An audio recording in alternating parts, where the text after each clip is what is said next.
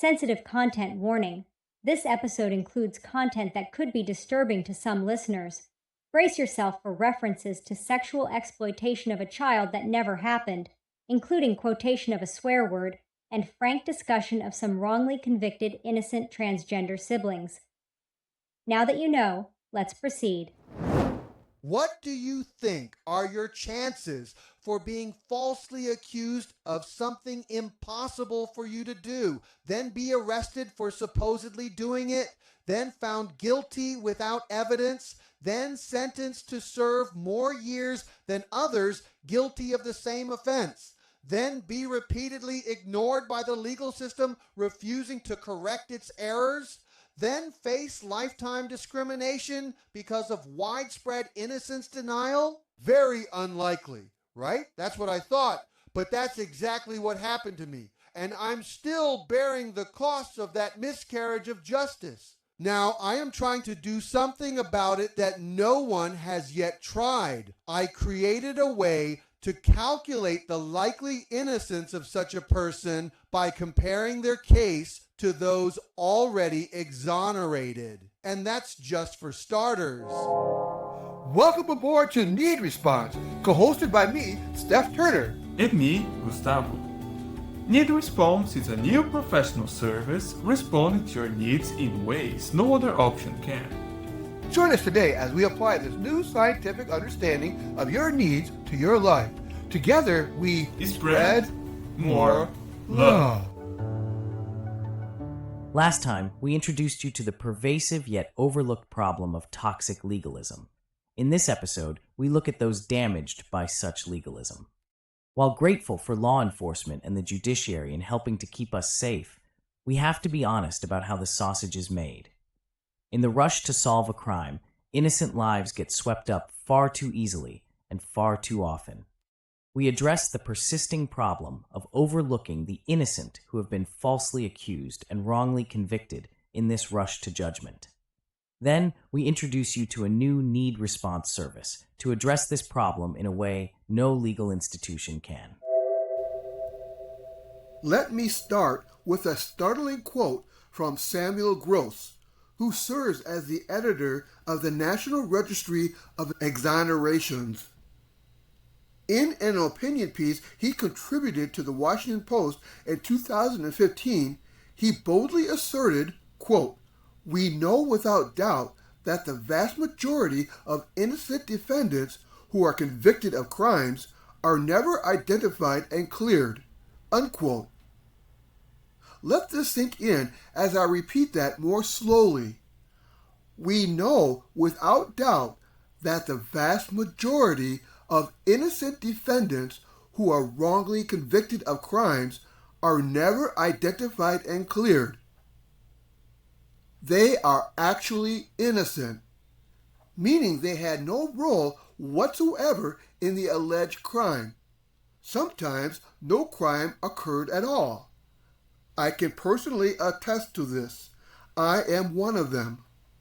Back in 1993, I came out as transgender at a time when many, at least on the socially conservative right, were sure that the LGBTQ people were child recruiting predators. If they can't procreate, they assumed, then they must be adding to their numbers by exploiting young children.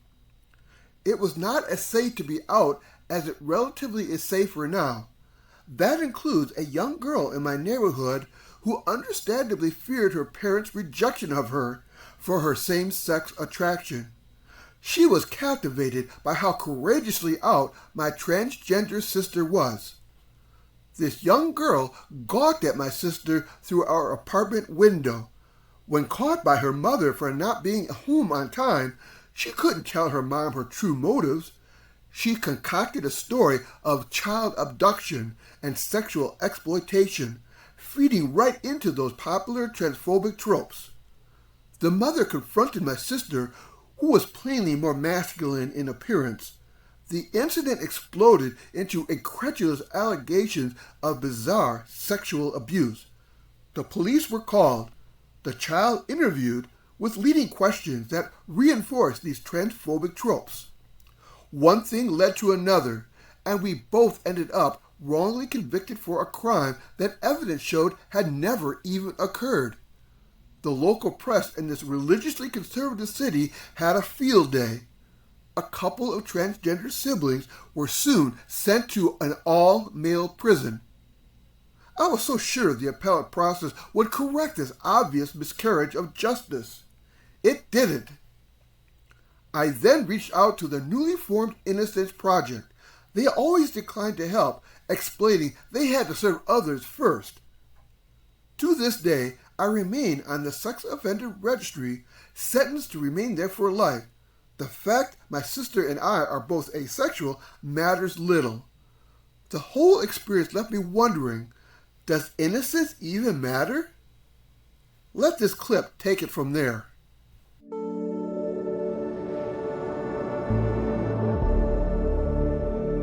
What are the odds of growing up with a trans sibling? Of the estimated 1.6% of the population who identify as trans, only 1 to 5% of them include siblings who are both trans. You can count me in that figure. One effect of growing up trans with a trans sibling is witnessing firsthand good reason to stay in the closet. After witnessing how my older trans sibling was mistreated, I kept my desire to cross-dress a carefully guarded secret. I didn't even tell her. This was back in the early 1970s, back when few had even heard of the term transgender. Back then, we were still in grade school, and there was no internet to seek answers. I remember how she often got into trouble for trying on our cisgender sister's clothing. One day, she got into trouble after I neglected to put back an item belonging to my cisgender sister. I always felt bad about that. A day of reckoning would eventually arrive some 2 decades later. I finally came out as transgender in 1993. Among the first to whom I self-disclosed, was to my trans sibling. She self-identified as Janet, the sister I never knew I had. I sought her forgiveness for that one time she took the blame for what I did, and she granted mercy. We finally connected on a much deeper level. We also learned that we're both asexual, specifically that I am demisexual, as I do not feel erotically aroused unless I first establish an emotionally deep connection with a woman, as I had with my then wife. Janet reported how she could not function sexually with the wrong genitalia. Being open about being trans both cost us our marriages. Neither of us had yet presented ourselves as trans to the other. That first occurred after we drove to a support event for trans people about an hour away. We each entered a different bathroom to change into our more feminine selves, then stepped out to first meet each other's trans side. Janet summed up the experience by quipping, "Well, this really changes the family structure a bit." We felt empowered like never before while mingling with other trans like ourselves at this event.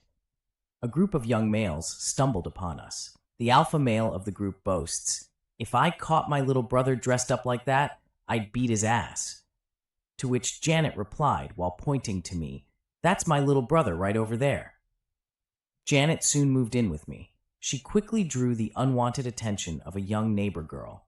She gawked at Janet through our apartment's front window, like a peeping Tom. Janet was clearly male-bodied underneath her feminine veneer. Janet tried placating this girl's curiosity.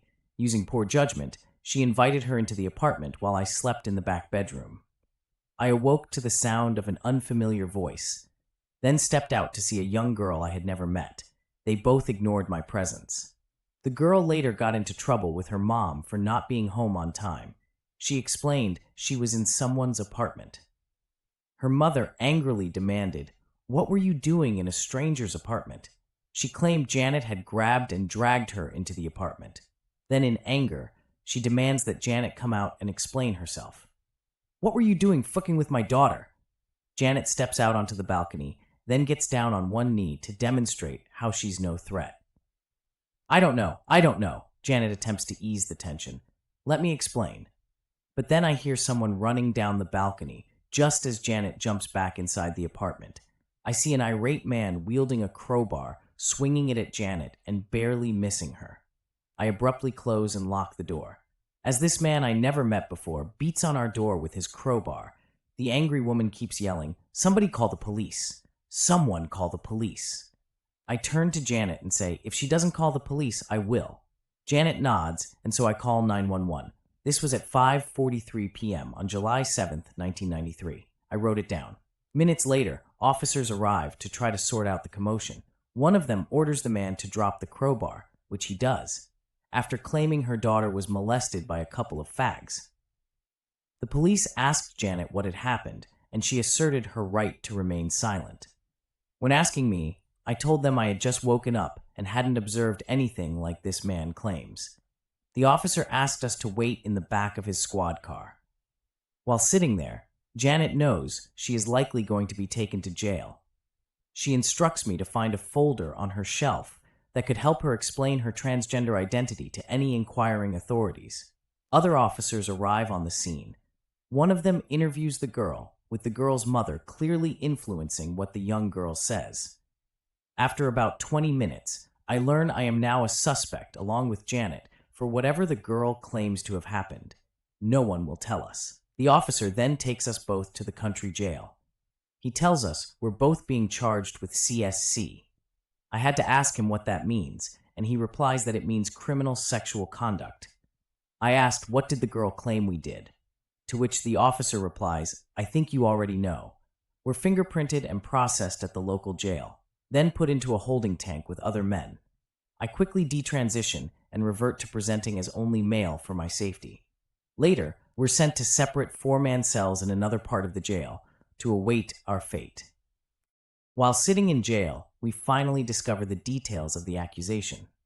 We learn the young girl claimed how she was grabbed by a man with lipstick and dragged to the apartment. She claims she was knocked unconscious for a moment and then subjected to bizarre sexual abuse. As an acer, someone who is asexual, I was completely naive and uninterested in what others in the jail called 69. But that's what this girl accused Janet did to her, or what she was guided to say was done to her. Her testimony also has Janet taking a Polaroid instant photo of her with me. She describes how we forced her to hold a butter knife with jelly as if stabbing my chest, and that we would use it against her if she ever told the police.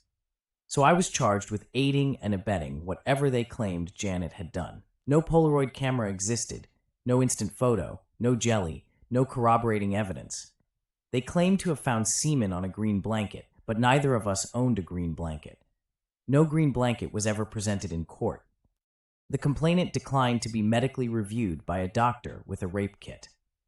The doctor observed how the complainant seemed unusually composed for someone who claims to have been assaulted, and he debunked the claim that she was knocked unconscious. He found no signs of the alleged assault. I thought this lack of evidence would help exonerate us. At the start of the trial, my court-appointed lawyer disabused me. She showed me in a law book how the law permits a conviction based solely on testimony, no matter how inconsistent.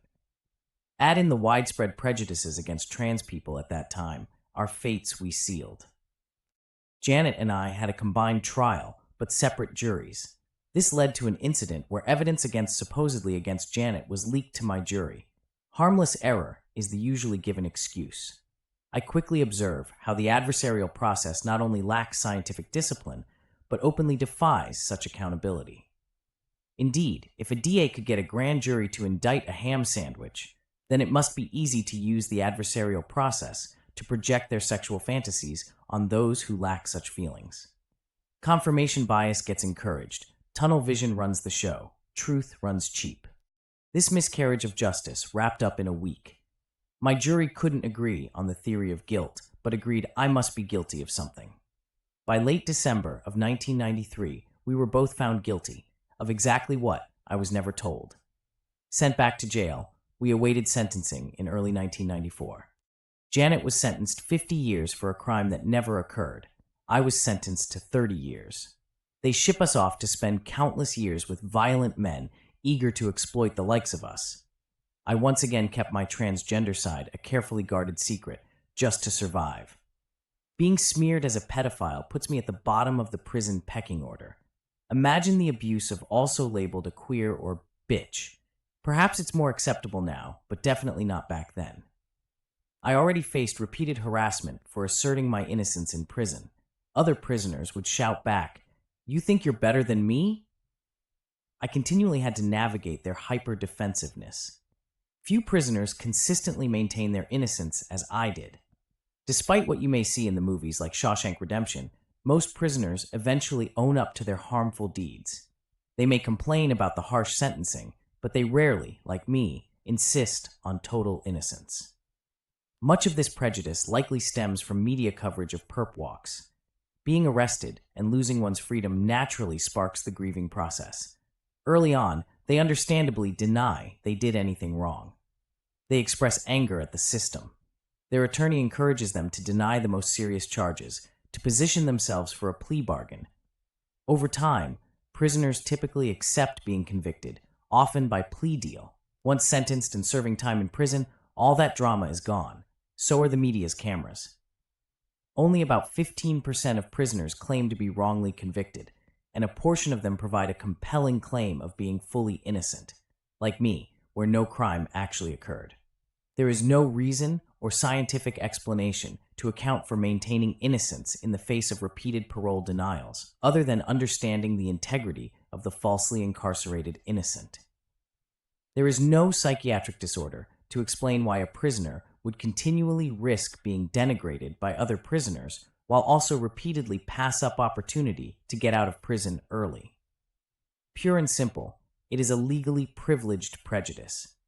Boasting of their high conviction rates holds more political currency than accountably delivering just results for the politically less advantaged. Such distorting incentives of prosecutors with minimal accountability for their actions persist as a black mark on the adversarial judicial system. Instead of blindly trusting law enforcement to secure our communities, their abuses of discretion can actually threaten the security of our communities in less visible ways. In late 2005, I was finally discharged. Since I maintained my innocence, I was never eligible for parole.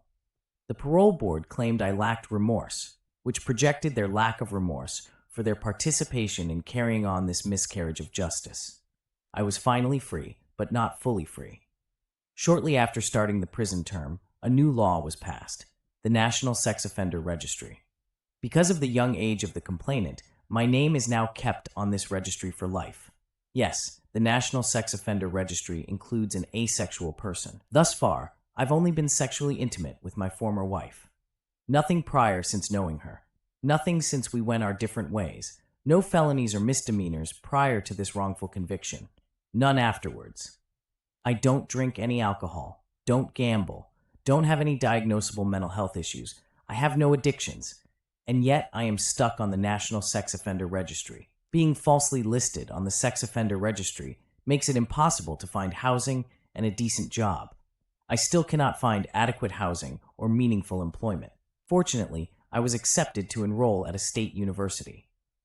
I earned my undergrad degree in sociology and anthropology, then went on to earn my master's degree in public administration.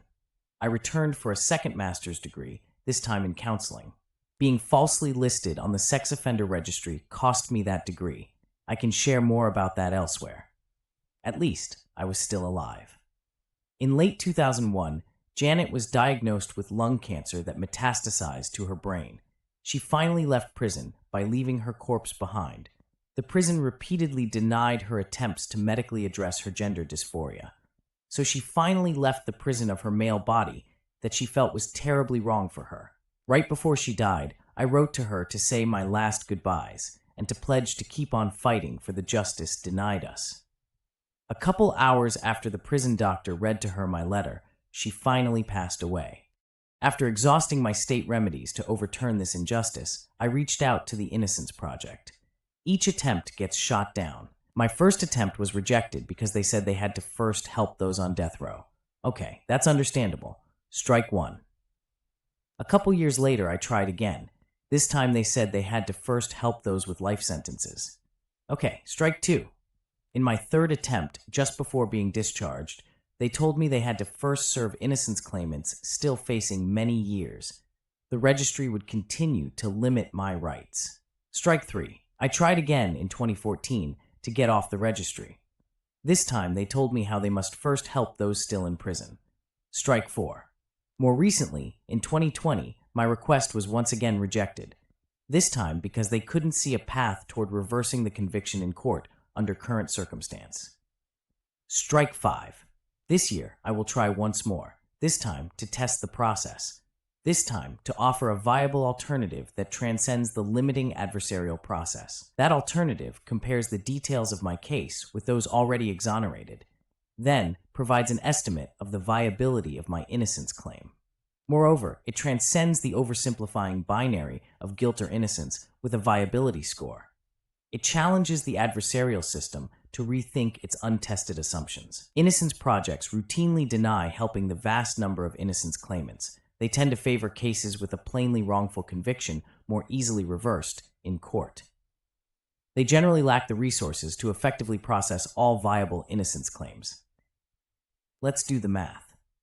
A conservative estimate finds 4 to 6% of all prisoners to be innocent of the crime, not just wrongly convicted, but had no role in the crime at all, or the action is no longer illegal, such as possession of a small amount of marijuana.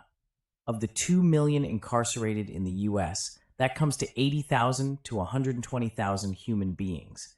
After including those on parole or discharged, that number soars. Less than 4,000 have been exonerated by the same adversarial process routinely repeating this error. That's a drop in the bucket in the sheer volume of miscarriages of justice. Cases kicked up to the U.S. Supreme Court have some top justices questioning if innocence can be grounds for dismissal. As Samuel Gross, the editor of the National Registry of Exonerations, put it in a Washington Post op-ed, "We know without doubt that the vast majority of innocent defendants who are wrongly convicted of crimes are never identified and cleared.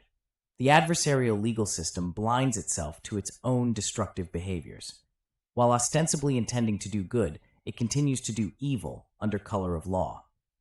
In this current crisis, to paraphrase Ronald Reagan, the adversarial judicial system is not the solution to our problems. The adversarial judicial system is the problem. If there was anyone equipped to envision a viable alternative to this debilitating process, perhaps that person is me. I do not seek the role. But who else will step up to inspire us with a more responsive alternative? Who else can transcend the traps of such destructive legalism? While in prison, I explored the spiritual depths compelling me to transcend gender norms. By 2002, I realized I was less transgender and more trans-spirit. Being a trans-spirit means that I am spiritually compelled to transcend divisive norms in order to resolve needs. It's not about gender identity, but connecting deeper with life's full potential by transcending limiting divides like gender norms. Consider the 3 main stages of moral reasoning put forth by Lawrence Kohlberg. Trans-spirituality grounds me in the more developed stage of post-conventional moral reasoning. I intuitively relate to the inflexible needs of all. Spirituality compels me to properly resolve needs over catering to rules. But I face a backlash from norm enforcers who are at a pre-conventional or conventional level of moral reasoning. That may include other trans people. Such norm enforcers easily mistake need-responsive transcendence of norms as unacceptable violations of established rules. After all, most of us prefer our familiar pain of partially met needs from applied rules over the unknown pain of fully resolving those needs despite comforting norms. The essence of my life cuts against the grain of the many debilitating norms ailing society. I learned to endure life's natural pain, where norms have us repressing such pain. I learned to engage others, to relate to their needs, where norms have us pitted needlessly against each other. I learned to sort through the nuance of life, where norms have us find comfort in low-hanging fruit generalities. Those most dependent on such divisive norms, like the adversarial legal system, tend to push back. They perhaps sense they risk losing the most from my need-resolving purpose in life. I can understand clinging to familiar coping methods over risking unknown solutions. But I am spiritually compelled to resolve needs in ways the adversarial legal system fails to address. Even at risk of being persecuted by the adversarial system for defying gender or other divisive norms they try to enforce in vain. Much like Gandhi and Dr. King, I cannot submit to violent laws. I am spiritually compelled to transcend adversarial categories, which needlessly provokes mutual defensiveness, to address each side's affected needs. I am spiritually compelled to relate to the underserved needs of both accused and accuser. That includes my accuser. When filling out the innocence claim form in 2014, I learned the young complainant is now an adult woman attracted to other women. That makes sense. I learned during the trial how her older female cousin dabbled in sexually intimate contact with her. The jury was not allowed to know this. She likely saw something of herself in Janet. She possibly wished to be as openly different as Janet. She perhaps yearned to be accepted for her own deviation from gender and sexuality norms. She was not finding that level of acceptance at home. She could not risk being outed as a lesbian, not at such a tender age. She had to protect herself somehow, even if resorting to lies about Janet's actions. All the adults around her eagerly stretched out this narrative. The big, bad man with lipstick would be the fall guy. Believe the child, they said, while manipulatively coaching the child to say what they wanted to hear. This wrongful conviction reeks not only of transphobia, but also homophobia. Instead of helping this young lesbian find acceptance, they reinforced her family's rejection of her honest self. Janet and I would gladly affirm her sexual orientation, but instead were served up as scapegoats for these adults' rejection of this vulnerable child's true self. Both accuser and accused remain trapped in the transphobia and homophobia of that time. Where is the justice in that? Who watches the watchers of the failed corners of our criminal justice system? Who warns the blind, leading the blind down the rabbit hole of perpetuated injustice? Who can alert background checkers to cease perpetuating the injustice of wrongly convicted innocents? Who can warn landlords and employers who mistakenly rely on tainted background checks, which can make them complicit in this wrongdoing? Who or what can help save us from ourselves? Taking inspiration from Isaiah 6:8, I can eagerly answer, why not me? All these challenging experiences and the spiritual gift of wisdom mysteriously bestowed to me uniquely positions me to provide a viable solution. Need response. Need response prioritize resolving each other's needs to improve wellness outcomes. Need response illuminates the problem of toxic legalism apparent in this wrongful conviction. Need response prioritizes inflexible needs over flexible laws. While no one sits above the law, no law sits above the needs it exists to serve. Legalism prioritizes flexible laws over inflexible needs in at least 5 damaging ways. 1. Prematurely adversarial. Law enforcement may assume a crime occurred based on their adversarial prejudices and then imposes the divisive categories of complainant and defendant in ways that can prevent a meaningful resolution. Need response counters by identifying the likely unmet needs fueling a conflict, then exhausts all mutuality options before resorting to adversarial options. 2. Privileged avoidance. Law enforcement never asked either defendant about being asexual or asked complainant about risking family rejection for being gay, but instead relied on their confirmation biases to keep coldly distant. Need response counters by proactively engaging each one's affected needs, for which laws ostensibly serve. 3. Overgeneralizing. There was no effective effort to be sure trans people were not mischaracterized as child recruiting predators, while the prosecutor benefited from having a jury who holds such overgeneralizing views. Need response counters by exploring every relevant specific affecting each other's needs. 4. Hyperrational.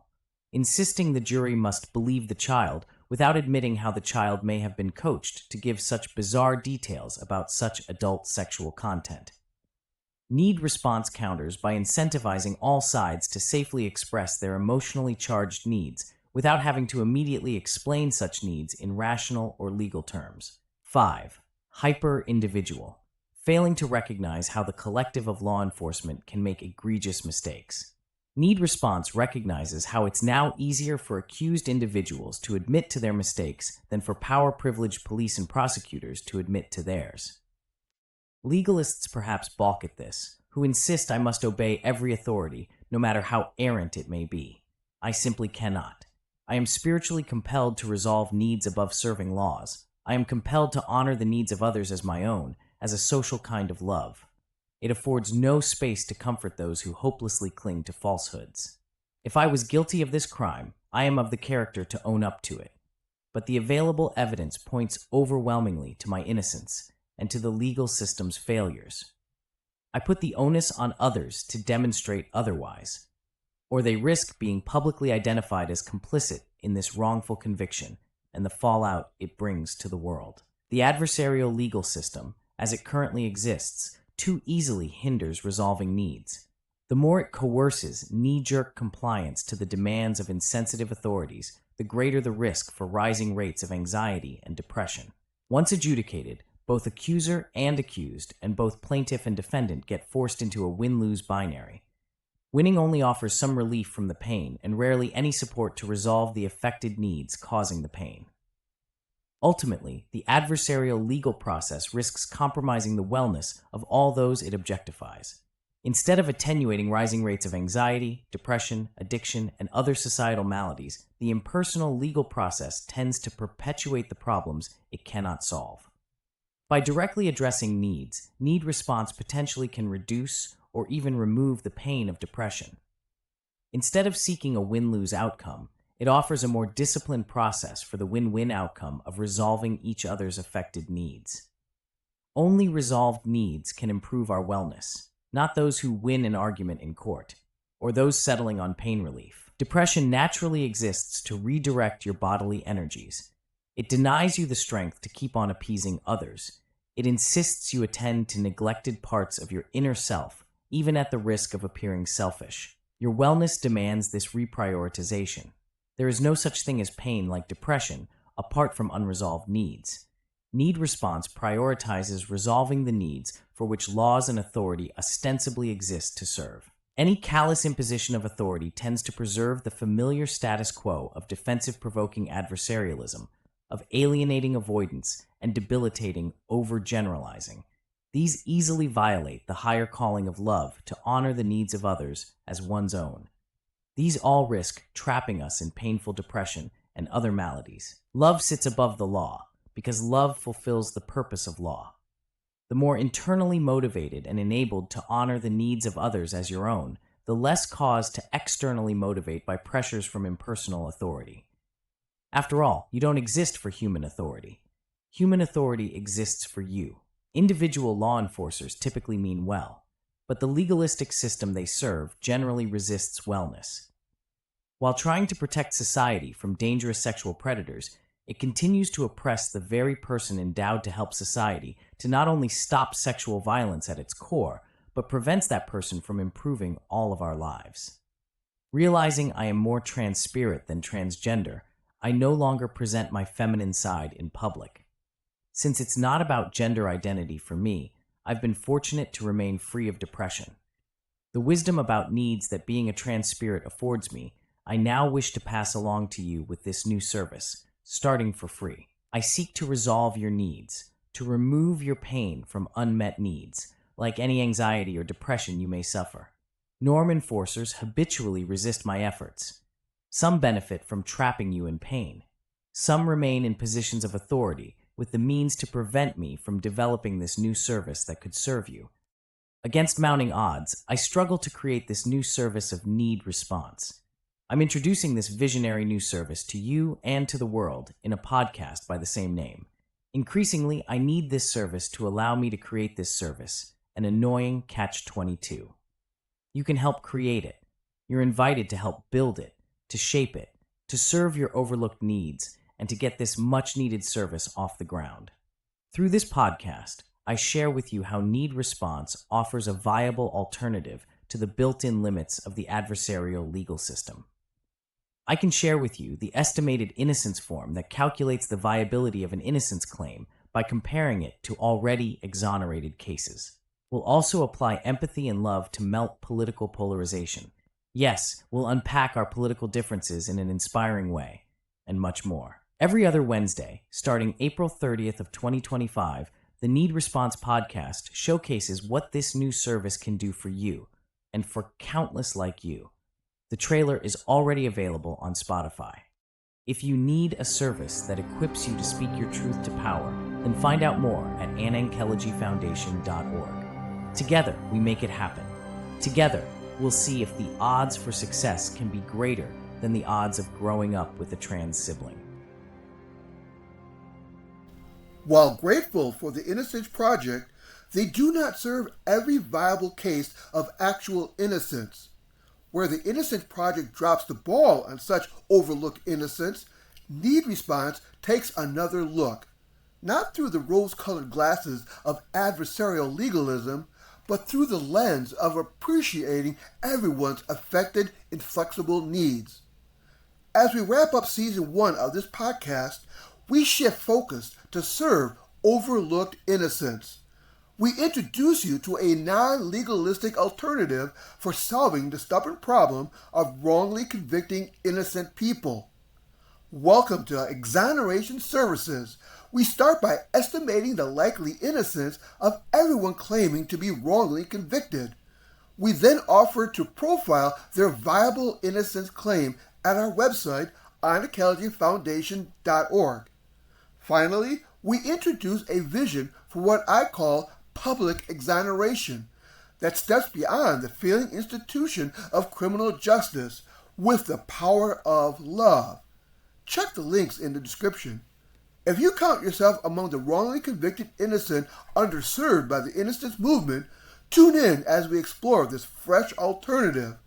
If the law cannot exonerate the innocent, then follow along as we try the more potent alternative of love, of honoring each other's affected needs in a mutual dialogue of good faith engagement. If we don't, who will? For all personally affected and even devastated by wrongful convictions, you may find that you need such a need-responsive alternative to mere law. See you there. Stay tuned every other week to follow how you build this much-needed service. Subscribe if you haven't already to be sure you do not miss any opportunity to help each other improve all of our lives. Next time, we wrap up Season 1.